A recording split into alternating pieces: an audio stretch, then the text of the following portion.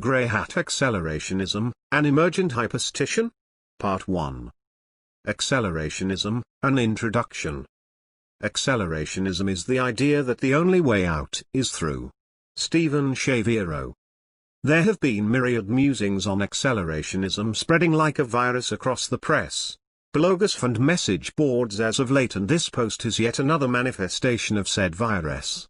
As topics such as the singularity, automation, blockchains and AI grow ever more prominent in the press, the yearning for a philosophical explanation or religious understanding to this technomic explosion grows louder. The Guardian's journalist Andy Beckett has penned a comprehensive introduction to accelerationism, including background on some of the progenitors of the movement, such as Warwick University's Cultural Cybernetic Research Unit, CRU. Beckett's expansive text also covers perhaps its most important and controversial figure, Nick Land. It's certainly a worthy starting point for the uninitiated. It's the entrance to the rabbit hole, if you will. For those looking for a deeper dive, you could do worse than review Metanomad's Nick Land, CCRU, Accelerationism and Neo-Reaction, an overview and guide. This article covers all the various flavors of accelerationism with quotes straight from their constituents. Complementary to writings in the press and blogs, books such as Writings, CRU 1997-2003 and #Accelerate have done a fine job of bringing together many of the field's important passages. In addition to compilations, contemporary writings by former and now sadly deceased CRU member Mark Fisher and still very much alive critical theorist Benjamin Noyes, the originator of the term accelerationism as we understand it today, have delved into the subject further. Through their work, they have attempted to chart its history, warts and all. These texts have often tackled left, LX, and right, RX, accelerationism, which broadly speaking aligns with their respective sides of the political spectrum. The text #Accelerate in particular compiles texts from not just both sides of this divide but from across time, including the 19th, 20th and 21st centuries. Further, still, a number of articles have touched upon the politically agnostic thoughts of some of accelerationism's philosophers, unconditional accelerationism, UX, as you will see it labeled. The hyperstitional collection of ideas/individuals/groups we shall call Grey Hat Accelerationist, deriving its name from InfoSec terminology, is an emergent body and the coalescing of a path between the early RX of Land and CRU and the more recent LX of Nixonasec, Alex Williams and #Altwoke. Arguably it is the melding of antithetical sides, rejecting that which doesn't work empirically and philosophically and forging something afresh from this fire. Whereas the Hegelian approach adopted by traditional movements would be action and reaction synthesizing a new path where one side eventually wins, left or right, good or evil, capitalism or communism, GHX is Deleuzian in its approach, as indeed both RX and LX are. It's a diffuse action refusing to engage head-on with either side, whilst absorbing these wider movements into each member's gnosis. Or as Ken Borman puts it, for Nietzsche, Deleuze, and myself, direct engagement is a mistake. Diffuse or indirect engagement is preferable. Diagonal rather than horizontal or vertical attack. Non-Euclidean game plans. Rhizome rather than root, molecular rather than molar, dynamic rather than static, reroute the flow of power toward new creative constructions. If UX rejects both sides of the political spectrum, GHX instead synthesizes them. Seeking some of the outcomes posited by LX and the utopian ideals of a Kurzweilian singularity, it is a position that cannot shy away from its Landian influence. Although arguably some of its emergent members aren't aware of this influence. However, it will stand in opposition to the neo-reaction movement, which it will view as a poor alt-right interpretation of the arguments around exponential technological evolution. Nor does the kernel of this annealing grey hat accelerationism, GHX, movement appear to accept the tomes of the great postmodernist philosophers wholesale in their opposition to modernism, or anything else for that matter. Rather it displays an oscillation between modernist and postmodernist ideas. In the former case, This modernist strain of thought includes concepts such as rational thinking, technological progress and an objective purpose to life. In the later that the self is influenced by social constructs. Battles are won on Bormann's diagonal and language is both fluid and messy. In this regard, GHX will likely be considered metamodernist and largely have its roots in contemporary transhumanist, H+, and Internet futurology culture. A plethora of subreddits and blogs floating in the digital ether are exactly the type of breeding ground where we see this mode of thought emerging. It is therefore important to examine both sides of the accelerationist coin and parallel movements in order to garner a better idea of how GHX is forming, its telos and some of its exoteric and esoteric influences. Left accelerationism, LX. Full automation is a utopian demand that aims to reduce necessary labor as much as possible.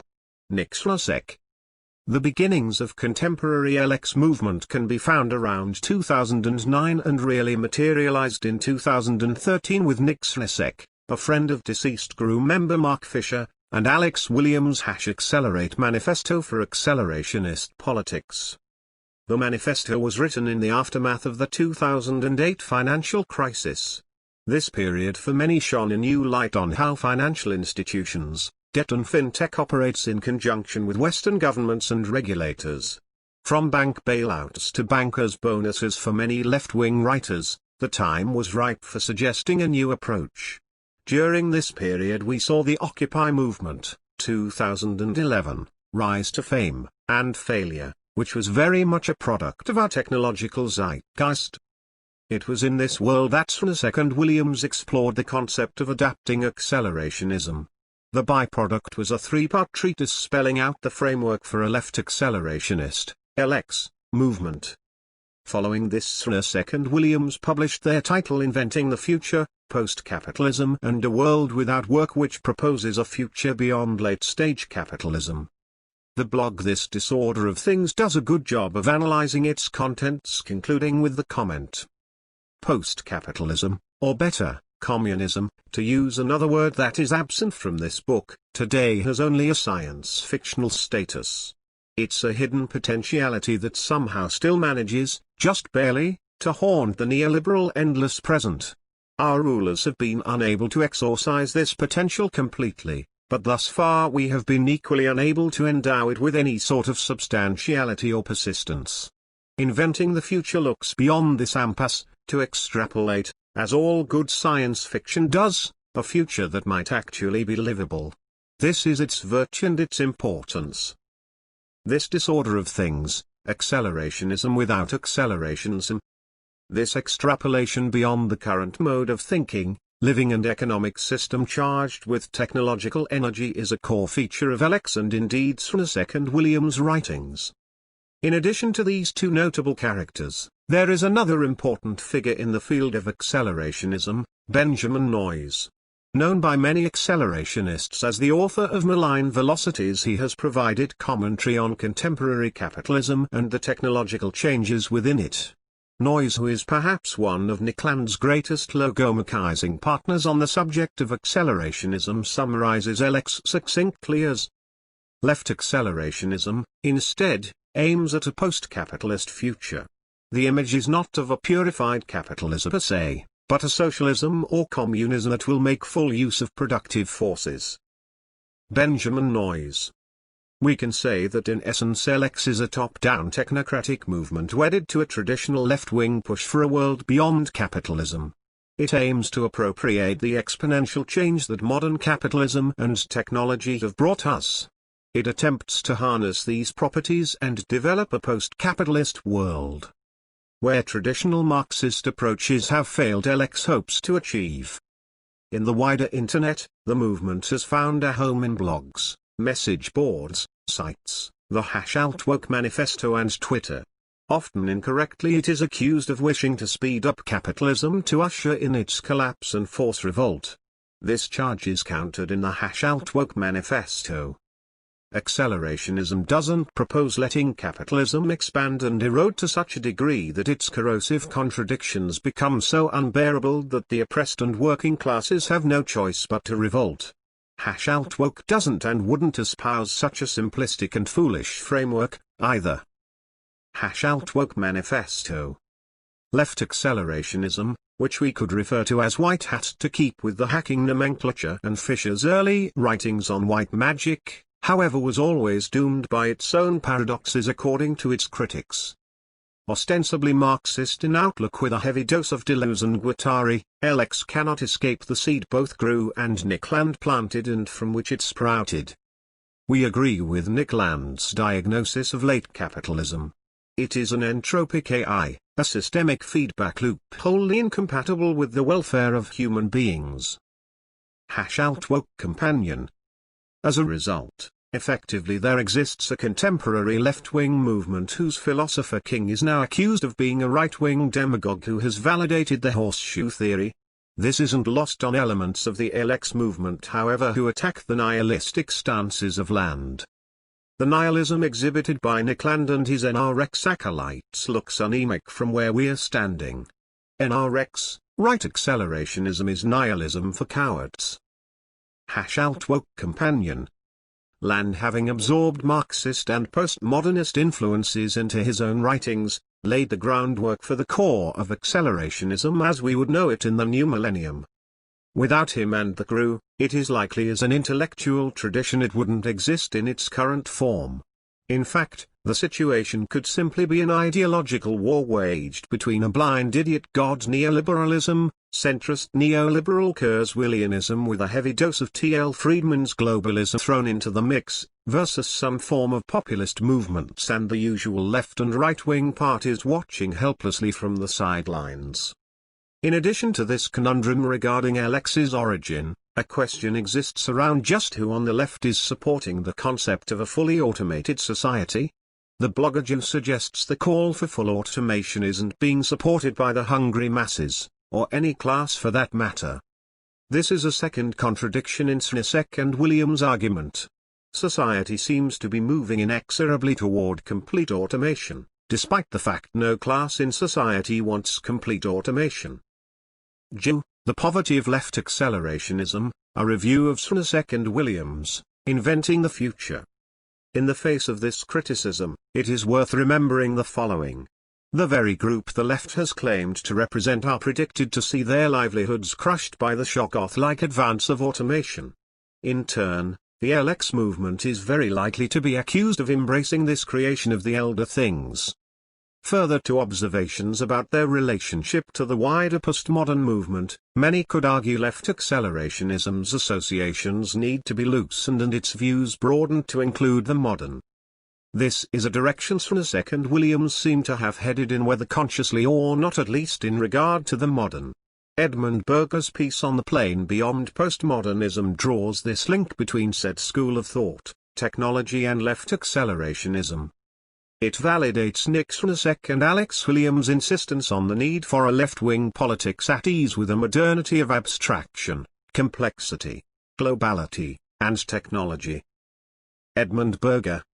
Perhaps then the logical next step for LX is to move into a meta-modern direction, or for those who break away from LX to do so. Huffington Post writer Seth Abramson captured the underlying essence of the relation between the Internet and metamodernism, which is obviously applicable to LX.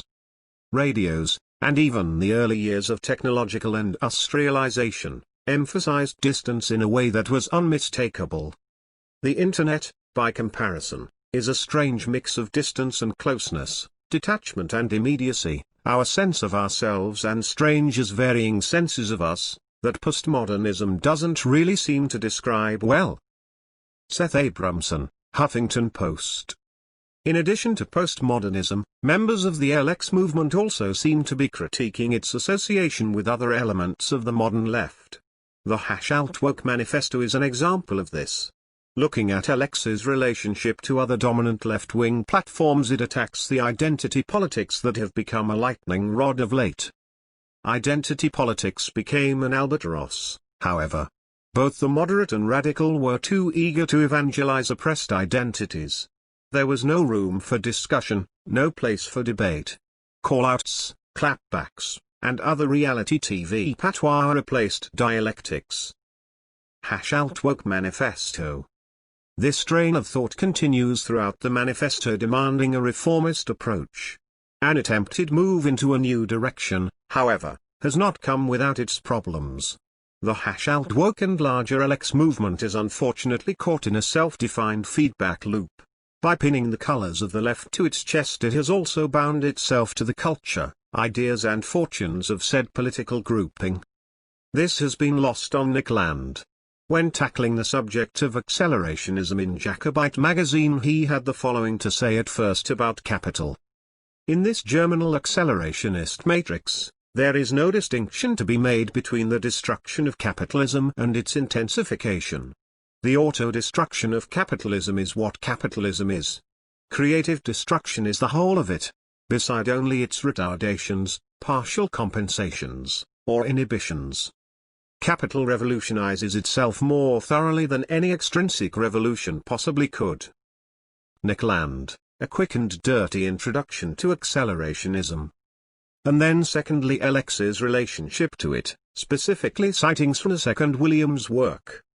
In 2013, Nick Swanasek and Alex Williams sought to resolve this intolerable, even schizophrenic, ambivalence in their manifesto for an accelerationist politics, which aimed to precipitate a specifically anti-capitalist left accelerationism, clearly demarcated over against its abominably pro-capitalist right accelerationist shadow. This project, predictably, was more successful at reanimating the accelerationist question than at ideologically purifying it in any sustainable way. It was only by introducing a wholly artificial distinction between capitalism and modernistic technological acceleration that their boundary lines could be drawn at all. Nick Land. As a result, left accelerationism has largely been dismissed by the right as yet more pie-in-the-sky Marxism and critiqued by some of their fellow travelers as utopian fully automated luxury communism. Or as Land and RX proponents would have it, just simply off-base drawing artificial boundaries to justify its existence. It is thus this paradox and the failure of left accelerationism to coalesce into anything material so far that lead to SIF's requiem for left accelerationism. This decline has been catalyzed further as the inevitable attacks from elsewhere on the left started due to its association with Land. The collaborations of LX proponents such as those at the New Center with this controversial figure were bound to draw the ire of others on the left, especially when we consider Land's move into the world of neo-reaction, NRX, and its racist associations. The question now largely rests with if the #alt-woke movement or similar LX threads will form into something broader influencing the wider left and beyond. Or will they simply fade away? Right accelerationism, RX. Matter signals to IT's lost voyagers, telling them that their quest is vain, and that their homeland already lies in ashes behind them. Nick Land. We could have started by surveying the accelerationist scene by tackling the RX movement first. However, it seemed more fitting to start with left accelerationists due to the number of accessible mainstreamish books published, as mentioned above, before tackling the beast to the right. Before digging into RX with gusto, we must first address the topic of Nick Land. He's been referenced throughout this piece so far and of course, is a cornerstone of the subject. In brief, Land was a philosopher in continental philosophy at the University of Warwick from 1987 to 1998. It was during this time the crew was created by Sadie Plant, a fellow philosopher who had joined the university's philosophy department. The crew cybernetic cultural research unit was anointed with its infamous tagline: "Does not, has not, and will never exist." If you have ever wondered where this came from, it's due to the fact that thanks to academic wrangling and Plant leaving Warwick University, crew in any official capacity did not exist. After a number of collaborations between Land and Plant including the Virtual Futures Conference, Plant left Warwick University as noted. At this point, Land took over the gaggle of individuals that made up the non-existent crew. After moving out of the university to the nearby town of Leamington Spa, they continued until the early 2000s the research that would form the darkly unsettling undercurrent of accelerationism. This came to an end as the group drifted apart, with many of its members going on to work in academia. Land appears to have packed his bags for Neo-China. Many of the links provided in this piece, such as the Guardian article, provide a richer chronology for those interested. They are well worth reading if only for understanding the historical curiosity of how we reached this point. The right acceleration movement is arguably, therefore, a migration of Gru's work into a right-wing political direction led by Land. Once again we can turn to noise for an explanation. In terms of the subject of accelerationism, as I have hinted, right accelerationism has a straightforward answer: capitalism. Benjamin Noyes. Whereas some early crew members went on to align themselves with the LX movement, Land did no such thing. In the 21st century, he has become a leading figure along with Mencius Moldbug in the idea of a neo-reactionary movement, NRX. Wholly capitalistic in nature, it rejects the ideas of the Enlightenment and liberal democracy, creating a political wrapper for the onward thrust of RX. Land and Moldbug's writings have found a cadre of fellow travelers, some within Silicon Valley, others within the press, the White House and wider blogosphere, who have used their work to chart a somewhat darker path for humanity. Broadly speaking, NRX envisions itself as follows: a rejection of sociological universalism, and a preference for particularism. An acceptance of human biodiversity. An acceptance of Darwinian evolution, shunning egalitarian political correctness both from the left and from the Trotskyite right. On religion, if not agnostic or atheistic, then a preference for ancestral neo-paganism or a form of Christianity that is ethnocentric and particularist. An acceptance of science and futurism as a means to improve at least some people's lives while not rejecting one's ancestral folkways, that is archaeofuturism. And a recognition that progress will be available only to some, and not the entire human population. A rejection of the cathedral, or whatever other names it goes by, such as universalism or political correctness. The recognition that there is no single best political order. As Aristotle notes in the Politics, some ethnies are better suited for monarchy, others, for aristocracy, others, for a limited form of politeia. Skepticism about mass third world immigration and the realization that human populations are not fungible but unique. A realization that liberty is incompatible with democracy, and that democracy leads to mediocrity. A more comprehensive list can be located here at the Reactionary Occam's Razor blog, from which the above was sampled. For those on the left, centrists and the centre-right, it makes grim reading. In regards to the second point on religion, something interesting has taken place. Land has been a promoter of the idea of none. None is no less than reality, whatever else is believed. Whatever is suspended now, without delay, is none. Whatever cannot be decided yet, even as reality happens, is none. If there is a God, none nicknames him. If not, none designates whatever the not is. None is the vast abrupt, and the crossing. None is the great propeller. This concept has attempted to bridge the theological divide between traditionalist religious types in the NRX and secular atheists. And within the alt-right there have certainly been religious undertones, just as there have with some who foresee a singularity accumulating in an omega point. As we saw during the run-up to US elections in 2016 and even beyond this, aspects of the alt-right and NRX adopted a belief in what can be described as technomancy, or as some call it, memed magic. Nothing emphasized this merging of online culture, the alt-right and memed magic, more than the geek peep meme cult that appeared in the prelude to the presidential season. This idea of melding the semiotics of magic and technology isn't new. Eric Davis wrote a comprehensive account of this during the 1990s in his book Technosis, Myth, Magic and Mysticism in the Age of Information. Also alluded to elsewhere in this piece, Mark Fisher of The Crew touched upon this subject of magic. In fact, throughout the Crew's collected writings we see Lovecraftian symbolism and hints of Hermeticism. And how can we forget they relocated to Leamington Spa, once home to Aleister Crowley? Science is always discovering odd scraps of magical wisdom and making a tremendous fuss about its cleverness. Aleister Crowley? Can RX, however, be separated from NRX, the alt-right and fellow travelers? Conceptually, yes. Accepting the RX position does not automatically make the individual a neo-reactionary.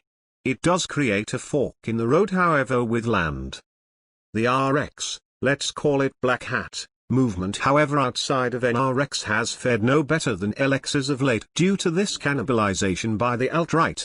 Land's original ideas and that of right accelerationism at large are now trapped in a movement that results in paradox due to its constituencies. Those who agree with the premise of RX outside of the NRX movement seem to be nowhere to be found or have turned elsewhere, perhaps to UX.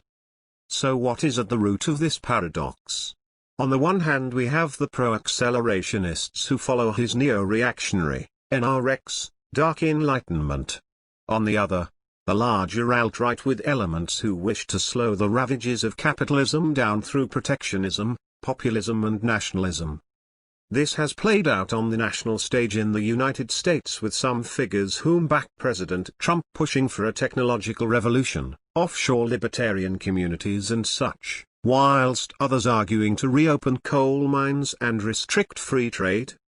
Land himself has even acknowledged this situation. As a consequence of its essential populism, the alt-right is inclined to anti-capitalism, ethno-socialism, grievance politics, and progressive statism. Its interest in geopolitical fragmentation, or patchwork production, is somewhere between hopelessly distracted and positively hostile. Beside its, admittedly highly entertaining, potential for collapse catalysis, there's no reason at all for the techno-commercial wing of NRX to have the slightest sympathy for it. Space for tactical cooperation, within the strategic framework of pan-secessionism, certainly exists, but that could equally be said of full-on Maoists with a willingness to break things up. Nick Land. Quite while Land moved in the NRX direction is interesting and something worthy of further research. There has been some speculation, perhaps unfairly, that it was a byproduct of his mental breakdown. To quote Robin Mackay, "Let's get this out of the way, in any normative, clinical, or social sense of the word, very simply, Land did go mad." Although Land may argue his NRX lurch rightward as a logical outcome from his lifelong philosophical positions, especially having distanced himself from some of the amphetamine-inspired work after leaving Warwick. So we're now back at those horseshoe accusations again. And herein lies the problem for many. His early works with the crew were certainly insightful. As linked above, Andrew Hickey says, Land is basically the Dave Sim of philosophy, someone who did good work, and then had some sort of severe breakdown which he incorporated into his later work, including some horrific political views. Andrew Hickey, not a review of neo-reaction, a basilisk. The Dark Enlightenment Manifesto has roundly been condemned outside the alt-right. Land, in response to some of the charges leveled at him, appears to have distanced himself from the alt-right label. In the same article quoted previously he responds, "This blog, I'm guessing predictably, takes a count-me-out position. Neo-reaction, as I understand it, predicted the emergence of the alt-right as an inevitable outcome of cathedral overreach, and didn't remotely like what it saw. Kick a dog enough and you end up with a bad-tempered dog. Acknowledging the fact doesn't mean you support kicking dogs, or bad-tempered dogs. Maybe you'd be happy to see the dog kicker get bitten, me too. That, however, is as far as it goes." Nick Land. However, he still comes under a lot of criticism for this move into NRX, not least because of its anti-democratic stance and views on race and human biodiversity, HBD. This catch-22 in the alt-right opens up an interesting question. If capitalism is an all-encompassing chthonic force as many would of us believe, then the alt-right cannot possibly win long-term. Any populist movement that attempts to slow the accelerating speed of technology will surely be crushed. If some of the technologies touted as being just around the corner really do start to manifest, especially in the area of life extension, it's impossible to see how any government or movement can possibly block their progress globally. Especially an isolationist one. The larger Dark Enlightenment movement sees the future essentially run by CEO-led city-states. To many these sound like they resemble some type of bleak Blade Runner or Shadowrun-esque dystopia. This, of course, is a direct threat to those on the alt-right who see ethno-nation states returning to some pastoral golden age. Whilst Land suggests the larger alt-right and NRX movement have common cause on the splintering of states, massive technological shocks to human civilization that fundamentally change the question of what we are will rip such a weak coalition asunder, if a failing Republican administration doesn't finish doing it first. To summarize, in the case of the alt-right from an RX position, it surely stands then that a return to some form of mercantilism or closed protectionist capitalist system will ultimately fail, and whichever nation-state embraces this will be left a loser. This isn't accelerating anything, it's an attempt at jamming the brake on. Edmund Berger hits upon this in his discussion of unconditional accelerationism. To properly operate in the real, some sort of socio-political island of stability, ACC or ACC praxis would be contingent upon the expunging of variables upon variables to push the complexity profile downwards, to make it more manageable, which is something that ACC tends to admit more than L/ACC. But to do this would not only mean restricting flows of people, goods, and money, as the populists of the left and right both are rushing over one another to do. It would also require roadblocks thrown up in the path of technological development, and the suppressing of the capability of making and using tools to operate in the world.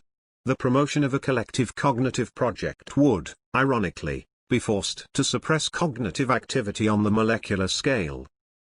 Edmund Berger. And we can see an attempt at throwing up some of Berger's aforementioned roadblocks coming to pass. It now seems that the classic neoconservatives, religious right, neoliberals and final trappings of the non-accelerationist alt-right have pushed out the NRX sympathetic brigade in the US political world. With Steve Bannon's recent departure from the White House, and the stasis of the Technology Advisory Council, NRX and their fellow travelers' political ties have largely been severed from the seat at the heart of US power. It's doubtful even Elon Musk, who certainly isn't a member of the NRX wing, will have much influence on the situation. All this is before we even get to the subject of net neutrality. Within the alt-right, some of those whom would be attracted to the NRX concepts have also been put off by the doom and gloom of Moldbug and Land. As a result, in response to the Dark Enlightenment has been the incarnation of some of its concepts as the Grey Enlightenment. A close reading of this theory shows it to be nothing short of a Dark Enlightenment. Essentially a call for much of the status quo, but with chopping off the bits of the liberal democratic systems its supporters opposed. Ultimately it is nothing more than a watered-down version of Land's NRX bathed in the type of language typically found in the online libertarian movement. The fact that it was formed shows that within the coalition of the alt-right there have been schisms over Land and Moldbug's work. In fact, it is another example of the entropic nature of the alt-right and the difficulty some have with coming to terms with the RX kernel of NRX. As we've seen, both left and right have their flavor of accelerationism, but what of those who have no strong philosophical or political opinion either way? Kurzweil and the Singularity. Around the time the crew was really getting going, in the US a parallel view of accelerating change was being developed by entrepreneur Kurzweil. Many readers will be familiar with Kurzweil, so we will keep this summary short. Kurzweil's, a serial entrepreneur and now employed by Google, central thesis is that technology is evolving at such a rapid pace eventually we can no longer predict what will come next. Coupled with the idea of self-improving AI, this point is called the singularity, a term borrowed from physics. Kurzweil published these ideas initially in the book The Age of Spiritual Machines and followed up on it in the 2000s with his more famous tome, The Singularity is Near. It would be an understatement to suggest that Kurzweil's work has had a huge impact in Silicon Valley. Its influence gave birth to Singularity University, an institution located by NASA's Ames Research Center. Singularity University, SU, bills itself as Singularity University is a global community using exponential technologies to tackle the world's biggest challenges. Singularity University. with courses geared towards topics such as exponential finance and exponential manufacturing. It acts as an intellectual hub for those interested in Kurzweil and his peers' ideas. Unlike LX and NRX, the core of the singularity movement, if we can use such a term, has largely been apolitical in nature, with questions around technology at its heart. This is rather than the political governance of nation-states or how this should take shape in a singularity-driven world. Many have accused it of being a form of techno-religion with Kurzweil as their prophet. A rapture of the nerds is a common refrain.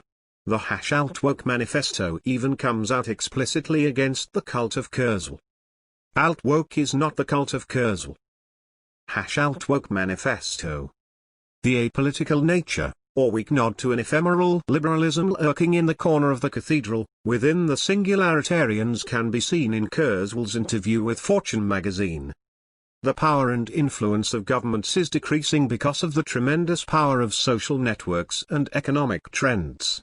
There's some problem in the pension funds in Spain, and the whole world feels it.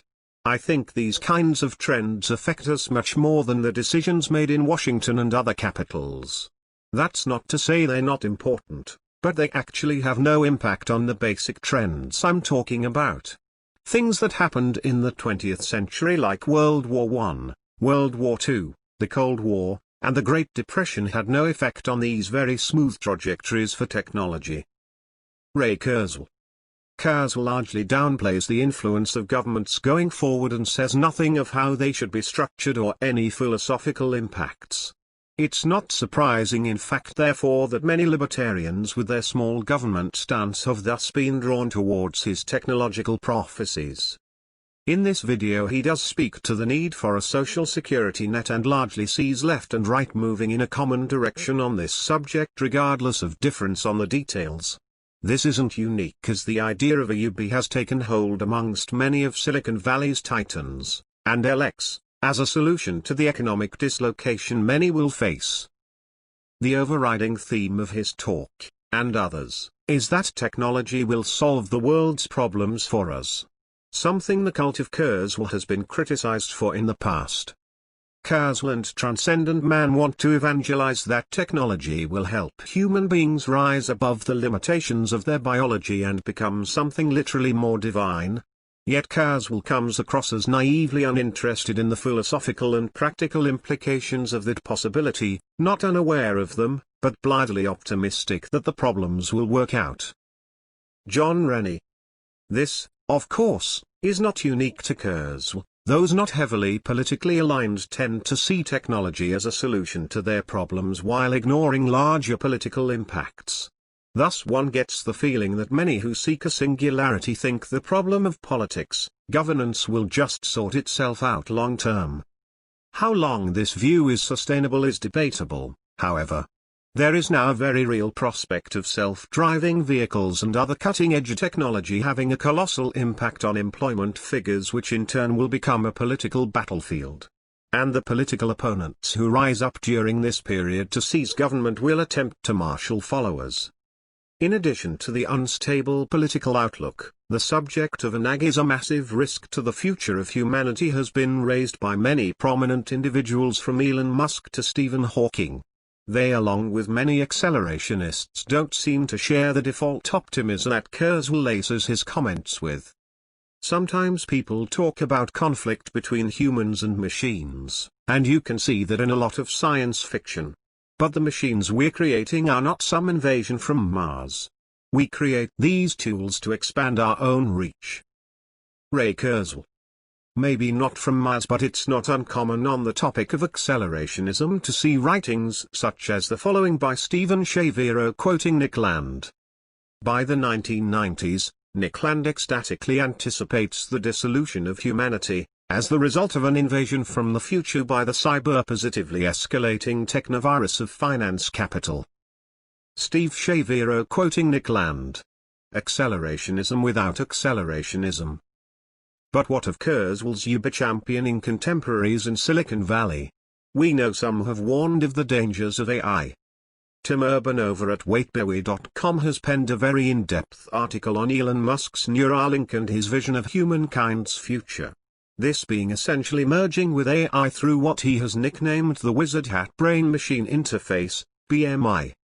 It would seem from his interviews with Elon Musk he believes Musk's stance is that the only way to counter the existential threat of AI as mentioned above is to become it. That's why, in a future world made up of AI and everyone else, he thinks we have only one good option: to be AI. Tim Urban, Neuralink and the brain's magical future.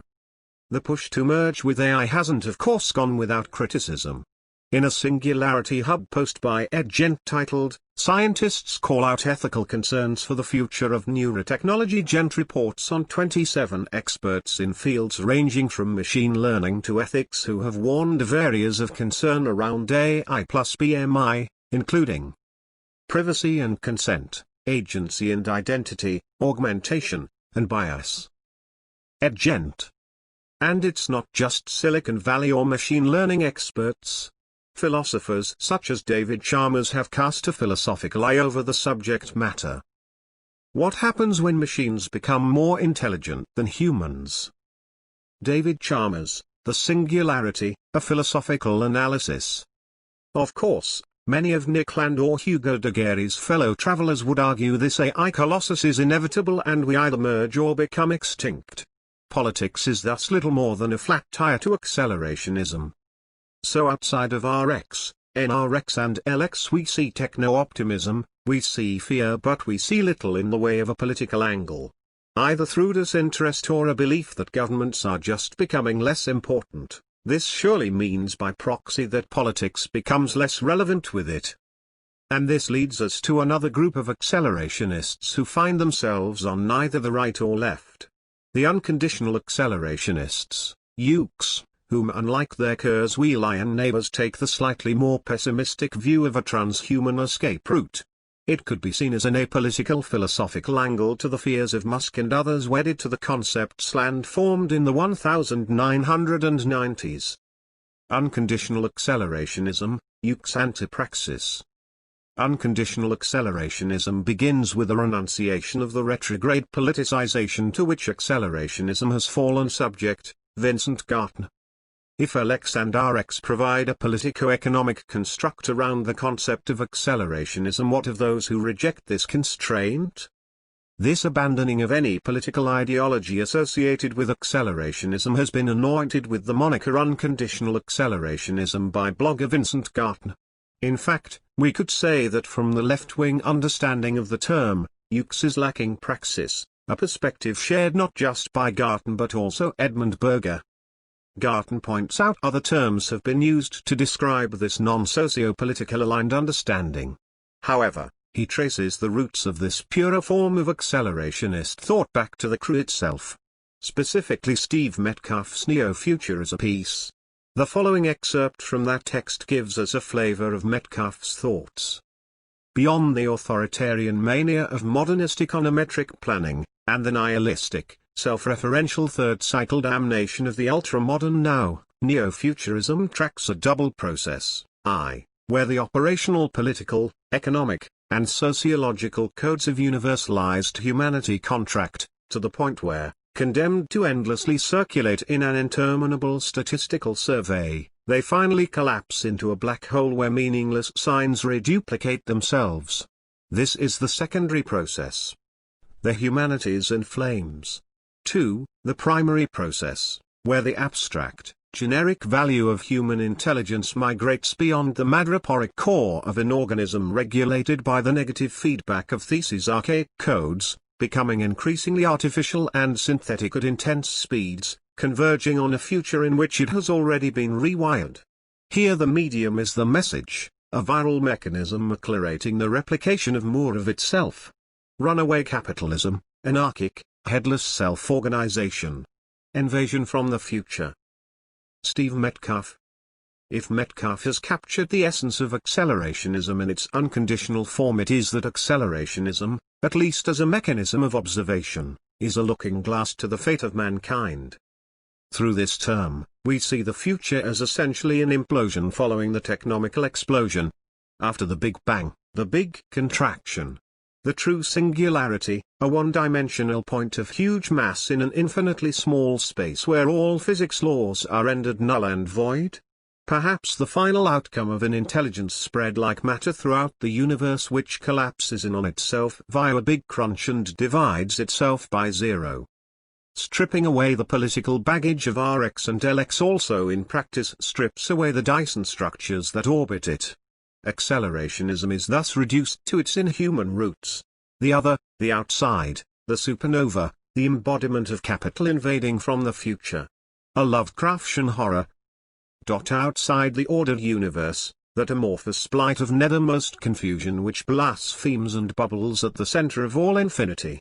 The boundless demon Sultan of Earth, whose name no lips dare speak aloud, and who gnaws hungrily in inconceivable, unlighted chambers beyond time and space amidst the muffled, maddening beating of vile drums and the thin monotonous whine of accursed flutes.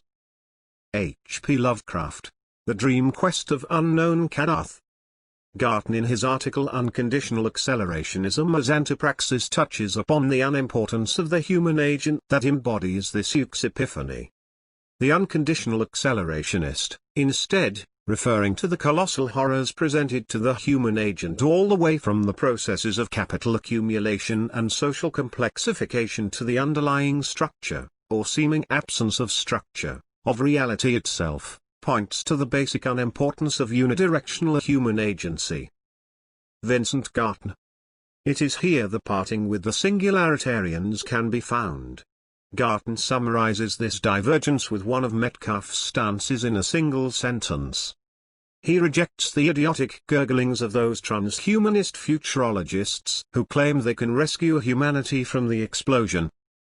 Vincent Garton. Ultimately the Yuke's approach is to reject the collective assertion that accelerationism can be controlled as said control is impossible.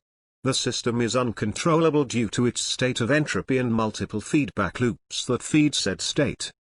So why bother with politics? It's an attempt to humanize an inhuman process that cares nothing for petty tribal alignments. However, what of those who do wish to recouple some form of politics to accelerationism? Those who wish to synthesize LX and RX? The lantern guiding those who wish to follow through the dark? A group who dream a course exists that harnesses Ukes and nudges it in certain directions, like pinball flippers? We are now entering the territory of hyperstition. GHX, speculation, theory fiction, hyperstition? Hyperstitions by their very existence as ideas function causally to bring about their OWN reality, Nickland. It could be now, it could have been last month, or it might not have happened yet. From the fragments of the past, present and future we can begin to piece together the components that will form the building blocks of a hyperstitional grey accelerationism. And what is hyperstition? In the words of Delphi Carstens, functioning as magical sigils or engineering diagrams, hyperstitions are ideas that, once downloaded into the cultural mainframe, engender apocalyptic positive feedback cycles. Delphi Carstens. In response to the NRX movement, it is not surprising that those who believe LX and the left, in general, have too much baggage but are opposed to the alt-right associations of RX and its dystopian vision will look for a middle road. An approach that peers into the gaping abyss of Ukes and seeks a parachute. Surely it exists. Unlike the broadly apolitical centrist ground, the emergent GHX movement is a return to embracing and making sense of the philosophical and political currents that underpin society. Simon O'Sullivan in his 2014 piece The Missing Subject of Accelerationism suggests shades of grey exist between the LX and RX movements. In particular, O'Sullivan highlights the work of Riza Negarestani, the Landian-influenced writer of the accelerationist-inspired theory fiction Cyclonopedia. But things are more complex than this, and there are grey zones between these two poles. Zones which are also to do with the place of the human subject or, indeed, with what the human might become within an accelerationist agenda.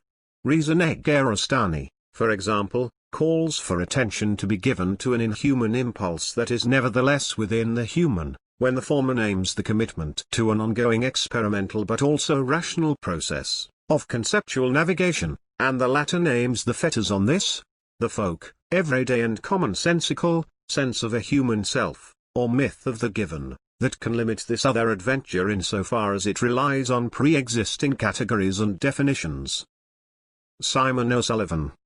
In contrast to Negarestani's pedigree, many of those who will fall into what we can term the GHX movement will have been only dimly aware of Crew and Land's earlier writings as was covered previously. Their gateway to accelerating returns being from Kurzweil, Singularity University, Hugo de Gary's and other such sources. However, as the exponential explosion in technology marches on in the face of a fragmented West and rising East, the questions around the philosophical origins and direction of accelerationism will surely be amplified. How can we navigate the future? What if it becomes a torrent of change, deterritorializing everything it touches and mechanistically grinding society into silicon sausage meat? Many of these new adherents plumbing the depths of accelerationism's canon in search of an answer are likely to stumble onto the works of old Nick. Rather than recoil and dismiss due to his political associations, this corpus will likely be seen as a signpost for how things can go very wrong for humanity when unchecked. Some will ask, is checking even possible? Where do we go from here? As a result, GHX won't be caught carrying the baggage of the left and will have no qualms about engaging with Land. That doesn't mean they will agree with him though. This new accelerationist orientation will largely accept the possibility of the eradication of the human species and society in its current form that many on the RX side and elsewhere see. The possibility of humanity being chewed up and spat out by an all-encompassing AG won't be viewed as fiction. Society will accept that if AG is possible, it is inevitable and better we get the first than the other guy. And this belief won't be paranoia. A nightmarish situation is already beginning to play out on YouTube. When some bizarre, emergent, macabre, video-generating algorithms drag themselves out from the depths of the digital world, who can blame them? Exploitation is encoded into the systems we are building, making it harder to see, harder to think and explain, harder to counter and defend against. Not in a future of AI overlords and robots in the factories, but right here, now, on your screen, in your living room and in your pocket. James Bridle. And when said AI is driving human actors to mimic it in the pursuit of profit, we ask the same question as James Bridle. This is content production in the age of algorithmic discovery. Even if you're a human, you have to end up impersonating the machine. James Bridle. To paraphrase Oscar Wilde, life imitates algos, far more than algos imitate life. And it does / will not end with AI. The vision of competing for city-states, secessionism and the breakup of transnational entities that the NRX and fellow travelers promotes risks becoming a reality. Not least because in an embryonic form it has begun to happen through nationalistic backlashes and plans for collapse. Perhaps there is more than a grain of truth to Adam Curtis' criticism of the hypernormalized simulacrum-type world we inhabit and how it feeds this collapse. Amongst GHX adherents, however, we can expect to see a pushback against this state of affairs with calls for transnational political blocs whilst advocating for sovereignty and power to be distributed at the lowest levels possible. Devolution versus revolution. Seed versus secede.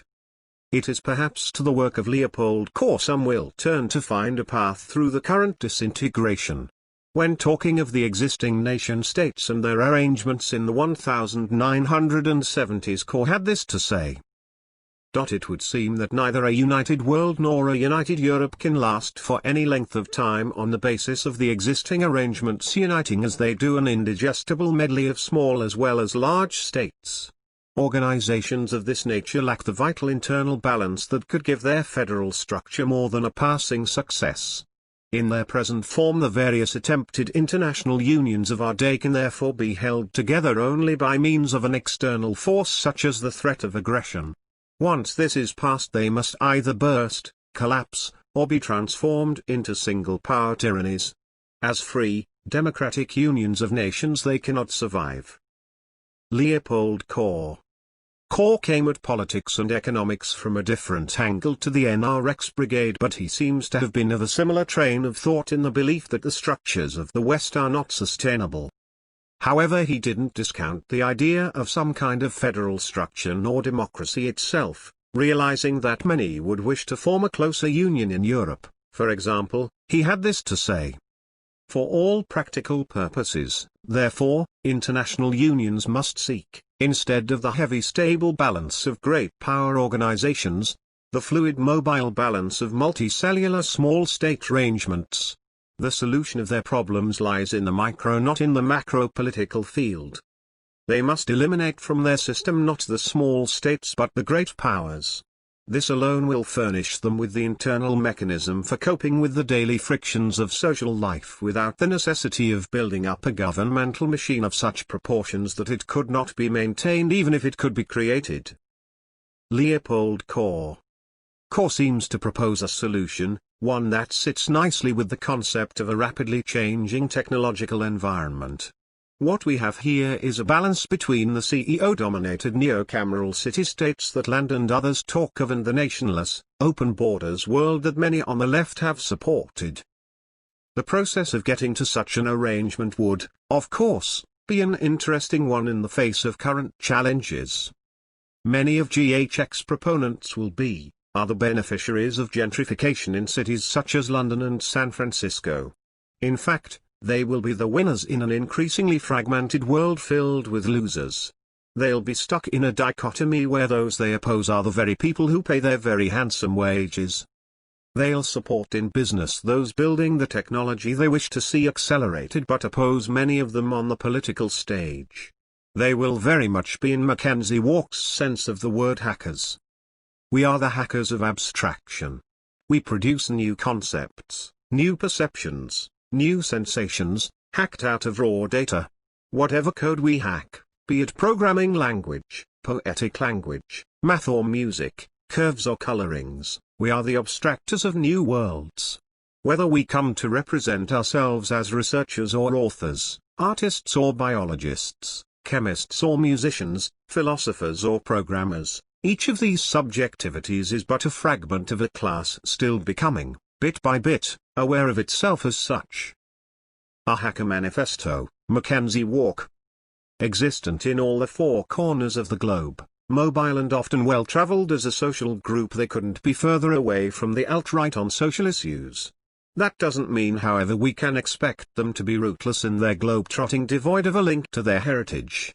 Nor will they be the culture-burning left as mused over by Hanson, Heath and Thornton.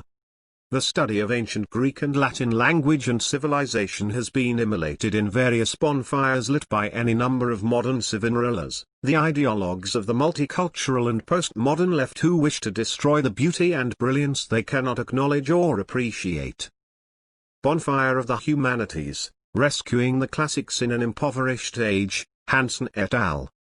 Hipsterism emphasizing the local, unique and artistic is certainly a social precursor to the type of world these people will attempt to forge. And it won't be ironic either. Metamodernist architectural schools such as New Urbanism and the Urban Village will find role amongst their ranks, fusing the old with the new to design and redesign the world around us. The embrace of driverless vehicles, remote working and non-traditional work hours will feed back into urban planning as the call to build the suburbs of old diminishes. The derive of Guy Debord and the Situationist International will be at the heart of this new urban world. Derives involve playful constructive behavior and awareness of psychogeographical effects, and are thus quite different from the classic notions of journey or stroll. In a derive, one or more persons during a certain period drop their relations, their work and leisure activities, and all their other usual motives for movement and action, and let themselves be drawn by the attractions of the terrain and the encounters they find there. Chance is a less important factor in this activity than one might think.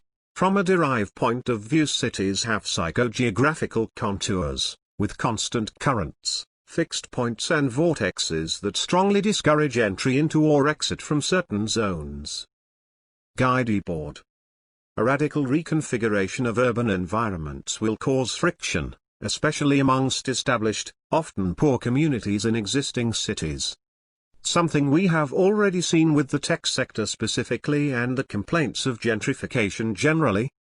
What we will experience is an attempt to reconfigure the existing environment in preparation for a phase shift brought on by the threat of climate change and the explosion in multiple technological fields, from quantum computing to AI. To quote the character Alexander Leake in the Richard Gere movie The Mothman Prophecies, "If there was a car crash 10 blocks away, that window washer up there could probably see it. Now, that doesn't mean he's God, or even smarter than we are. But from where he's sitting, he can see a little further down the road." The Mothman Prophecies movie.